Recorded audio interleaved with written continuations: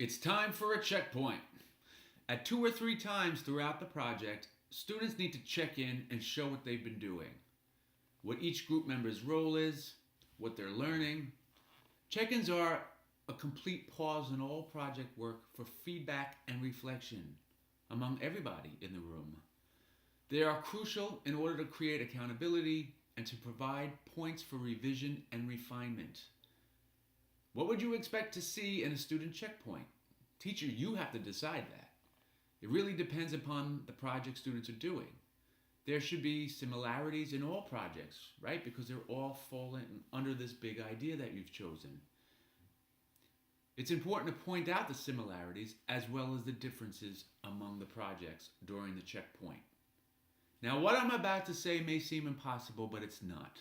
I plan on going into detail on this in a different video series. But classroom management becomes a concern when doing open-ended projects. It's a concern primarily for two reasons. Number one, students are not used to working in open classroom environments and therefore may be inclined to take advantage at first. Two, teachers don't tend to make dispositions and new ways of being and acting in the classroom part of the curriculum itself. If you're afraid to try a project because all of your classroom rules may potentially go out the window and causing you panic and fear of chaos, stick with us because a few simple changes in your instruction could make it a non-issue.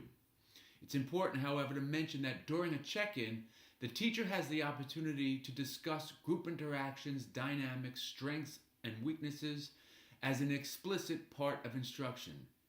Take a minute to create a list of 5 things you hope would be evident at your student's first or second check-in.